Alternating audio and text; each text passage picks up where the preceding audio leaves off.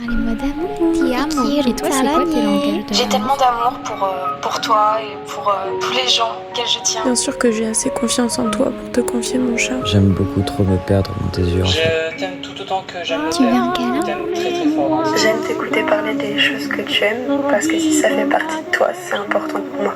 Parce qu'en ce moment, le monde est ravagé par la haine et la désolation parce que celles et ceux qui aiment, qui ont aimé et qui aimeront dans la forme qu'ils et elles auront décidé d'aimer, laissent une trace. Parlez-moi d'amour, un podcast réalisé par Nausicaa Gloris avec l'aide précieuse de Westrack Radio. Des relations amoureuses, j'en ai pas eu beaucoup. J'en ai pas eu beaucoup de longues. Moi, je m'appelle Tom Gouraud. Donc, je suis né à Paris, dans le 18e arrondissement, si ça vous intéresse. Et donc, j'ai passé la majorité de ma vie en Sarthe, entre Le Mans et Tours. J'ai fait ma primaire, mon collège, mon lycée dans la même ville. Je connaissais presque toutes les personnes qu'il y avait. Et du coup, entre la primaire, le collège et le lycée, il n'y a pas eu beaucoup d'évolution entre les personnes que je fréquentais. Et le fait d'arriver comme ça au Havre, ça bouscule un peu tout. Au début, on se retrouve...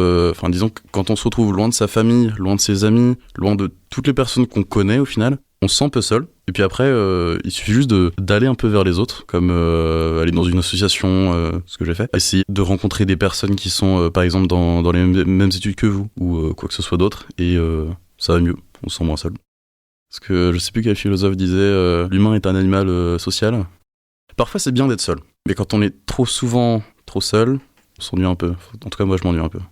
Pour moi la primaire a été un moment où j'étais ami avec tout le monde, où tout le monde était un peu ami avec moi. Il y a des gens que j'aimais pas, il y a des gens qui m'aimaient pas, mais la majorité des gens je les aimais, la majorité des gens m'aimaient bien. Passer de la primaire au collège, j'étais sûr d'être avec des gens que je connaissais. Il n'y en avait pas beaucoup, mais on était quand même très proches. Et là, du coup, il y a les gens des villages alentours qui se sont retrouvés dans le collège avec moi. Donc pareil au lycée, mais c'est pas les mêmes villages du coup. On découvre de nouvelles personnes, on se fait de nouveaux amis, parce qu'on est dans la même classe, qu'on s'ennuie pareil dans les mêmes cours, ou alors tout simplement parce qu'on est aussi débiles les uns que les autres. Pareil au lycée, on arrive au lycée, il y a des gens qui sont partis, parce que ils s'ennuyaient, ils voulaient pas continuer vers quelque chose de trop ennuyant avec des cours qui nous préparent pas à travailler ou des choses comme ça. Voilà, donc on découvre de nouvelles personnes parce qu'on n'a pas forcément d'amis dans la même classe. Et puis dans mon lycée, j'avais une option qui est l'option musique qui n'arrive jamais parce que il y a jamais de professeur de collège de musique qui se dit tiens, je vais aller au lycée pour donner cours à des lycéens pour de la musique. Sauf que le prof de musique du collège, c'est un doctorant, monsieur Sanson, Sylvain Sanson. C'est un super prof de musique, vraiment passionné par la musique. Donc quand on lui a dit ah oui, il y a le lycée qui est collé au collège,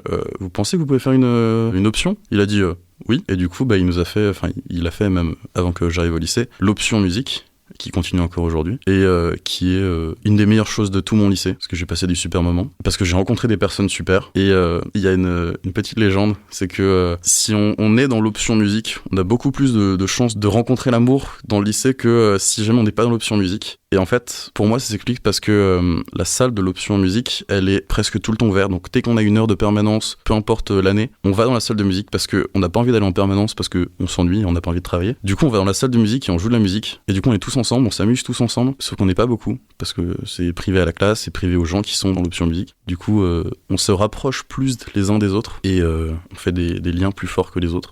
C'est pas le lieu de rencontre, c'est le lieu où les liens vont se créer. On va peut-être rencontrer des personnes qu'on connaissait pas encore dans la salle, mais on va renforcer les liens avec les gens qu'on connaît déjà.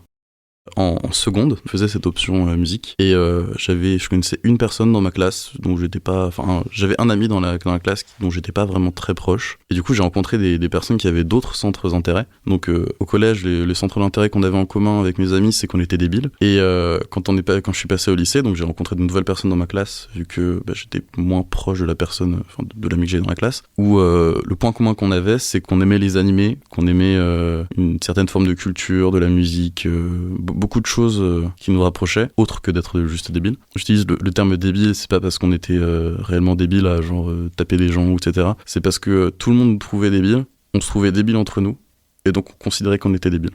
En tout cas, moi je considère qu'on était débiles, mais sans rien de mauvais. Ces nouveaux amis que je me suis fait donc au lycée, ils faisaient aussi, il y en a une particulièrement qui faisait l'option musique. On s'est rapprochés, on s'est mis ensemble au milieu de la seconde, avec le Covid. Ça rappelle des mauvais souvenirs à certains, mais moi, Le Covid, c'était des bons souvenirs parce que au début du Covid, on s'est mis ensemble. Et du coup, pendant toute la durée où c'était vraiment le gros confinement strict, on faisait que de se parler parce qu'on n'avait rien d'autre à faire. Flemme de suivre les cours pendant le Covid, surtout. Du coup, on pouvait parler presque toute la journée et du coup, c'était super bien. Hey, why do you insist on trying to give me away? Hey, hey, when they were too good and you wanted to shake them, who came? I was your dirty boy, you're the new secret toy. Show me how they get you joy.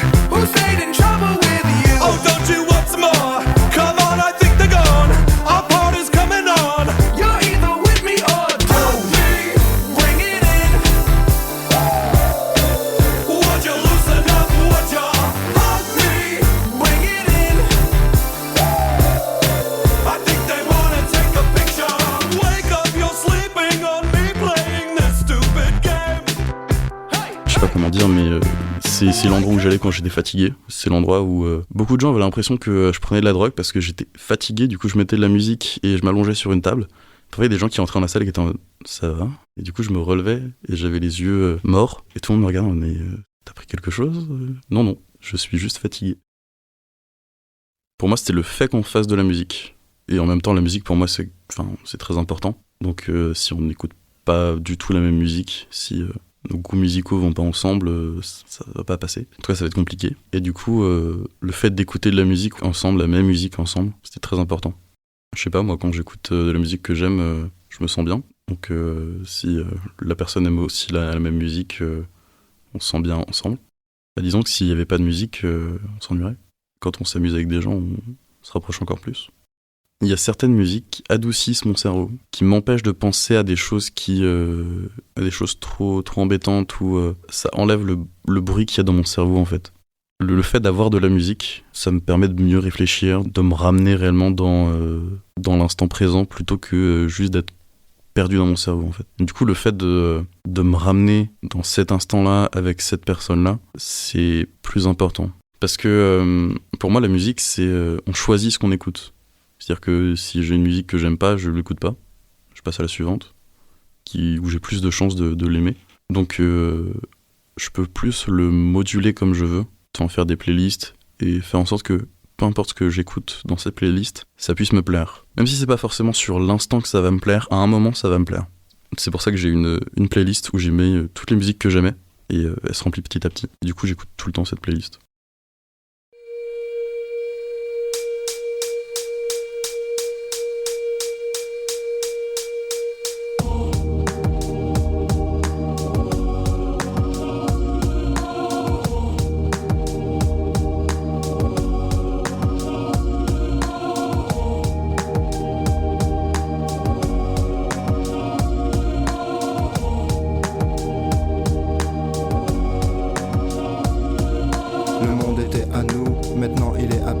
Ça s'est passé tranquille, t'inquiète, y'aura pas de Larsen. J'ai enterré tout ça dans un petit coin de mon cœur, mais ce sera toujours là à vie comme un pacemaker.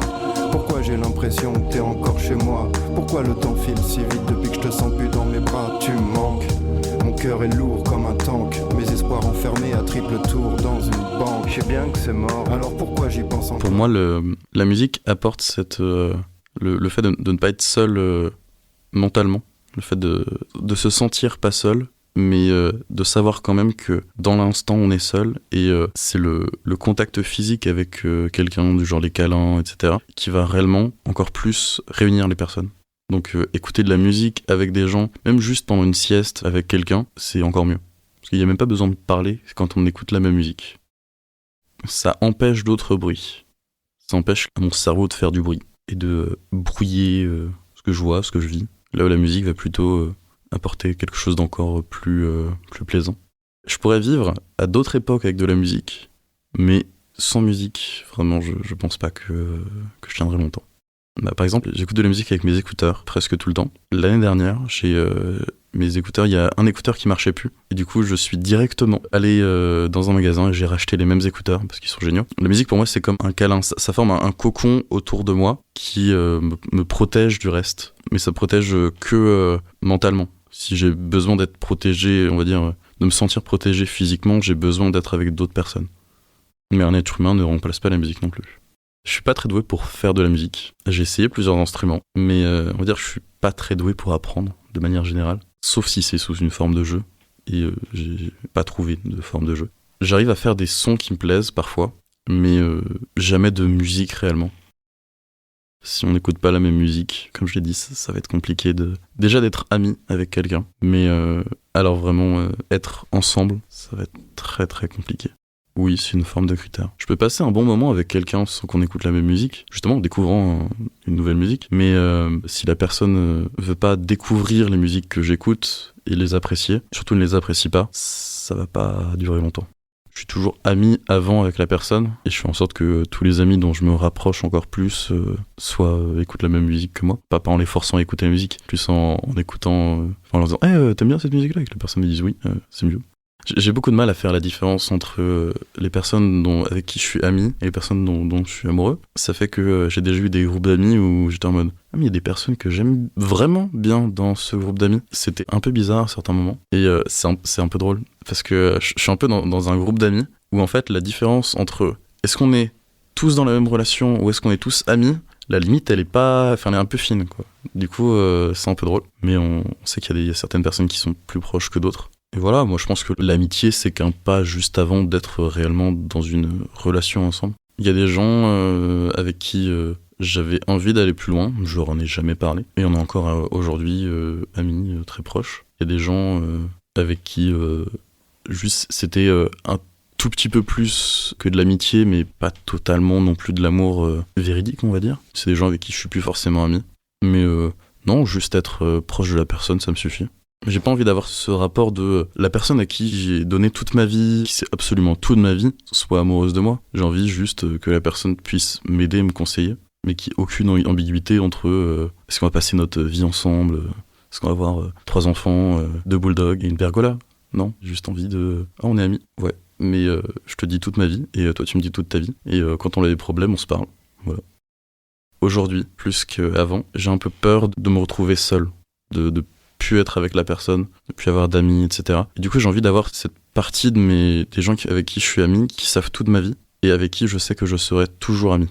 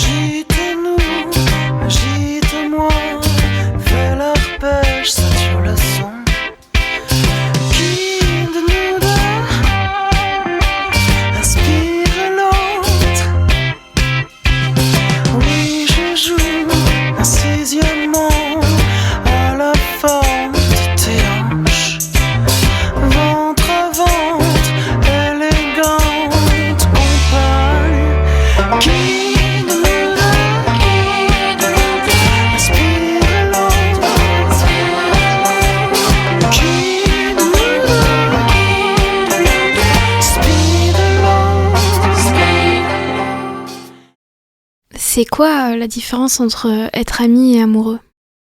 La différence, c'est que les deux savent qu'on est amoureux, alors que quand on est juste amis, les deux peuvent être amoureux sans le savoir, et ils s'entendent bien quand même. Être amoureux, c'est le dire ? Très très bonne question. J'y avais jamais réfléchi, mais pas forcément. Je pense qu'on peut être amoureux de quelqu'un sans jamais lui dire, et que ce soit quand même quelque chose de très fort. Mais si on le dit avec quelqu'un, on est plus dans une relation amoureuse avec quelqu'un. Est-ce que tu cherches à avoir une relation amoureuse lorsque tu es amoureux de quelqu'un ? D'avoir une relation plus particulière et plus singulière que d'être simplement ami ? Non, parce que si je suis ami avec quelqu'un, c'est qu'on est très proche, qu'on passe du temps ensemble et ça me suffit. Et que j'ai besoin aussi de ces moments où je suis seul et j'écoute de la musique seul dans ma chambre. Voilà. Et le fait de forcément chercher à être en relation avec la personne, ça m'intéresse pas. J'ai juste envie de passer des bons moments avec les gens. J'ai été en couple j'ai plus envie d'être en couple. C'est pour ça que depuis tout à l'heure, j'utilise pas le terme couple, j'utilise le terme relation. Parce que j'ai pas envie d'être en couple, j'ai envie d'être dans une relation. Parce que pour moi, couple, ça enferme la relation dans on s'aime tous les deux ensemble et on reste ensemble pour toujours, etc. Ce terme apporte des choses que j'ai pas forcément envie d'avoir. Alors que le terme relation, c'est vague. Et ça permet de définir avec la personne comment ça se passe dans notre relation à nous. Voilà, et sans forcément que les autres le sachent ou non. C'est important que les autres ne le sachent pas. Ça dépend, parce que si les autres font quelque chose qui nous plaît pas par rapport à notre relation, on va leur dire écoutez, arrêtez. Mais sinon, la totalité des règles de notre relation, non, je pense pas. Et je pense même que la totalité des règles de notre relation, d'une relation, ne sont pas totalement définies. Moi, je pense que si jamais on s'entend bien sur l'instant, sans forcément avoir défini les règles, mais que les règles soient implicites, ça peut bien se passer. Et au contraire, s'il se passe quelque chose où on s'y attendait pas, le dire à l'autre, donc ça demande de la communication. C'est peut-être un problème pour moi. Mais du coup, il faut arriver à le dire à la personne et avoir assez confiance en la personne pour arriver à lui dire. T'arrives pas à communiquer ? C'est pas que j'y arrive pas, c'est que j'ai beaucoup de mal. Ça se voit à mes notes de communication en cours, parce que j'ai pas des bonnes notes. Mais sinon, on va dire communiquer avec des gens dont je suis proche, c'est un peu compliqué. J'ai du mal à dire les choses réellement en face des gens. Est-ce que parfois pour dire les choses, tu envoies une musique et ça fait le taf ? Ça m'est déjà arrivé de le faire. Ça n'a pas forcément marché. Parfois ça a marché. Et d'ailleurs c'est un peu romantique parfois. On va dire que j'évite de le faire parce que certaines musiques ont un certain sens pour moi qui est pas le même pour les autres. C'est-à-dire qu'il y a des musiques romantiques que j'ai écoutées avec des gens et pour tout le reste de la planète c'est des musiques romantiques, alors que pour moi c'est des musiques tristes parce que je les écoute avec quelqu'un avec qui je suis plus. Ça va pas. Qu'est-ce qui se passe chez l'autre personne quand tu n'arrives pas à communiquer ? Chez l'autre personne, je sais pas trop, mais ça va influer sur notre relation. C'est-à-dire que si jamais j'essaie de dire quelque chose et que la personne le comprend pas, parce que j'arrive pas à m'exprimer correctement, enfin la personne peut continuer à faire la chose qui me plaît pas, ça peut m'entraîner à ne plus avoir envie de voir la personne. Et c'est un gros problème pour moi. Parce que souvent c'est des personnes dont je suis très proche. Mais quand tu dis que tu n'arrives pas à communiquer, qu'est-ce qui se passe exactement ? C'est que tu n'arrives pas à mettre des mots dessus ? Tu n'arrives pas à le dire à la personne ? Tu préfères être tout seul ? Déjà c'est assez compliqué de me communiquer avec moi-même. Du coup, c'est vrai que souvent quand j'ai besoin de dire quelque chose à quelqu'un, je vais lui envoyer un message par toutes sortes de moyens. Mais souvent un message textuel ou un message vocal, mais j'ai vraiment beaucoup de mal à parler en face des gens. Parce que c'est la réaction des gens qui me fait peur. Pourquoi ? Je sais pas. J'ai peur de la réaction des gens. Si jamais je dis j'ai pas trop aimé quand t'as dit ça, et que la personne dit ouais, mais moi j'ai beaucoup aimé faire ça, ça peut mal finir. J'ai peur de ce qui pourrait se passer. Et qu'est-ce qui pourrait se passer ? Ça dépend. Je sais pas trop.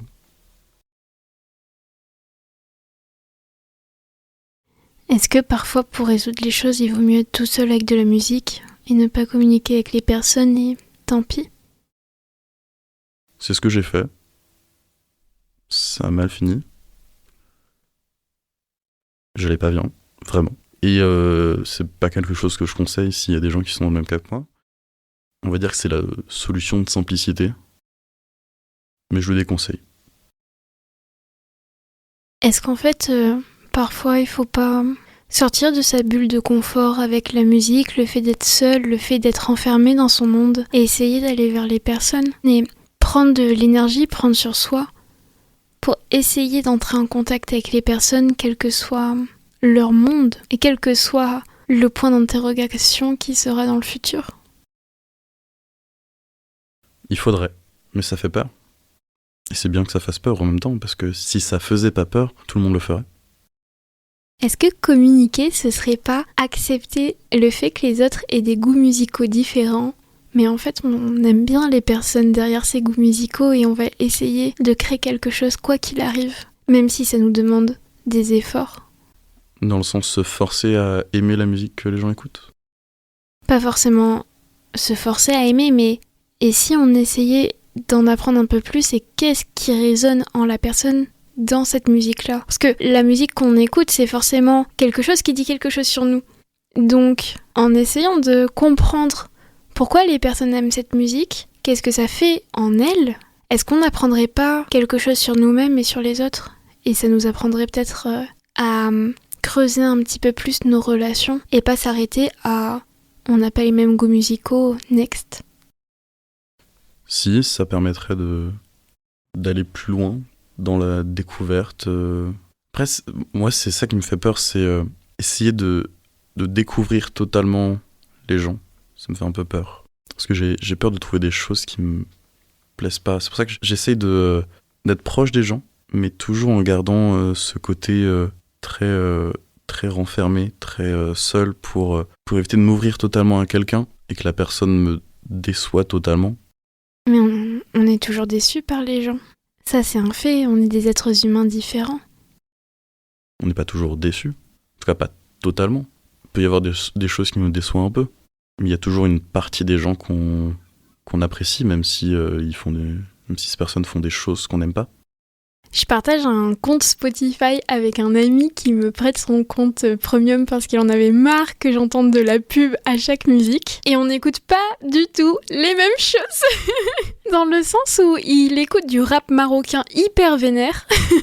Et des fois, j'écoute par curiosité et je me dis mais c'est dingue comme ça ne me plaît pas. Par contre, j'aime énormément la personne derrière. La personne qui écoute ces musiques-là. Et en fait, à un moment donné, et je crois qu'il en a marre de voir mes playlists de Depressed Girl, mais il y a certains moments où il y a quelque chose qui fait que on trouve des musiques communes. On écoute Férouz ensemble, qui est une chanteuse arabe, et on écoute beaucoup Ya Ana, qui est une très belle chanson d'amour d'ailleurs. Et c'est vraiment, je crois, le mix de nos deux univers musicaux. Cette chanson, elle nous relie. Par contre, on n'écoute absolument pas 99% des musiques ensemble. Mais il y a certaines petites pépites qui n'appartiennent qu'à nous et au temps passé ensemble qui nous relient. Et je crois que ce Spotify commun, et cette musique en particulier, ça résonne un peu comme la rencontre dans la salle de musique que tu décrivais au début. Oui, mais c'est quelque chose que vous avez découvert au fil du temps, c'est pas quelque chose qui vous a lié dès le début. C'est quelque chose dont on s'est rendu compte très rapidement. Quand vous étiez déjà amis ou quand ça a formé un peu votre amitié? Je suis pas sûre qu'on ait été très amis au début. Je crois que c'est quand on était des inconnus et de simples inconnus qui apprenaient à se connaître. Et qu'il en avait marre d'écouter Lana Del Rey tout le temps. Et qui me faisait écouter son rap marocain et j'en avais marre. Et puis il me parlait arabe. Alors j'ai un niveau d'arabe vraiment incroyablement bas, mais je comprends certaines choses et j'aime bien. J'ai un rapport avec les langues étrangères que je ne comprends pas qui me fascine énormément. Et cette chanson en particulier, de cette diva, de cette femme en fait qui a une histoire particulière aussi. Moi j'aime bien le fait qu'il n'y ait pas que la musique qui nous lie, mais toute l'histoire derrière la musique et toute l'histoire que l'on s'est créée derrière cette musique ensemble. Et moi, ma salle de musique, c'était mon salon lorsqu'on a découvert cela. C'est vrai que la musique, pour différentes personnes, va avoir différentes significations. Par exemple, il y a des musiques qui sont hyper joyeuses et que j'écoute uniquement quand je suis triste. Il y a des musiques hyper tristes que j'écoute quand je suis hyper joyeux. Et c'est pas simplement la musique, le fait que comment elle sonne, etc. C'est plutôt les émotions qu'on met derrière cette musique. Ou derrière, ça peut être n'importe quoi, ça peut être un objet, ça peut être une pièce, ça peut être un endroit, ça peut être une odeur même, parfois, qui va nous permettre de ressentir les émotions qu'on avait mis derrière. C'est ça, donc je pense que la salle de musique, c'est un endroit qui forcément me rappelle beaucoup de souvenirs qui sont très bien, mais d'autres qui sont moins bien. En fait, la salle de musique permet la rencontre de l'émotion entre êtres humains. Oui, ça permet cette rencontre. Après, pas seulement. C'est aussi un endroit où je me retrouvais quand j'étais seul et que j'avais juste besoin d'être seul et de juste me reposer. Mais ça aussi, c'est une émotion hyper particulière. Le fait d'être solitaire, le fait d'avoir besoin de cette solitude choisie, que En fait, c'est aussi une émotion, ça. Ce désir de vouloir se retrouver seul dans la musique, dans la salle de musique. La salle de musique, en fait, elle permet aussi la rencontre avec soi-même. Je suis assez persuadée que lorsque on nourrit des liens d'amour, mais quel que soit le lien d'amour, amitié, amical, familial, amoureux, en fait, plus que rencontrer l'autre personne, on se rencontre soi. Et bien sûr que la salle de musique, si c'est un lieu de rencontre avec les êtres humains, c'est aussi le lieu de rencontre avec soi-même. Et si on tombe amoureux de soi-même, on peut tomber amoureux des autres. Sauf que j'ai pas vraiment ce côté... c'est important de s'aimer soi-même pour pouvoir aimer les autres. J'ai plus l'impression que être avec les autres, ça permet d'oublier qui je suis et de vivre un peu à travers les autres. À travers ce qu'ont fait les autres, ce qu'ont vécu les autres, à travers la musique, écoute les autres. Ça permet de changer comment je me sens. Ça me permet d'oublier des choses aussi parfois. Du coup, j'essaie plutôt de vivre à travers les autres plutôt que de m'inspirer des autres pour vivre. Ne me quitte pas, il faut oublier, tout peut s'oublier, qui s'enfuit déjà, oublier le temps des malentendus et le temps perdu, à savoir comment oublier ces heures qui tuaient parfois à coups de pourquoi, le cœur du bonheur. Ne me quitte pas. Ne me quitte pas, ne me quitte pas, ne me quitte pas. Vous venez d'écouter le 18e épisode du podcast Parlez-moi d'amour en compagnie de Tom, 19 ans, étudiant. Toutes les chansons ont été choisies par mon invité Tom et vous avez donc pu écouter Hug Me de Pharrell Williams, Non, Si de Stupéflip, Qui de nous deux de M et En ce moment même, Ne me quitte pas de Jacques Brel. Si vous aussi vous voulez parler d'amour en ma compagnie, n'hésitez surtout pas à m'écrire à l'adresse nausicaa@west-track.com ou sur Instagram sur le compte Nausicaa Farnahom. Parlez-moi d'amour, un podcast réalisé par Nausicaa Gloris avec le soutien de West Track Radio. Ne me quitte pas, je t'inventerai des mots insensés que tu comprendras. Je te parlerai de ces amants-là qui ont vu 2 fois leur cœur s'embraser.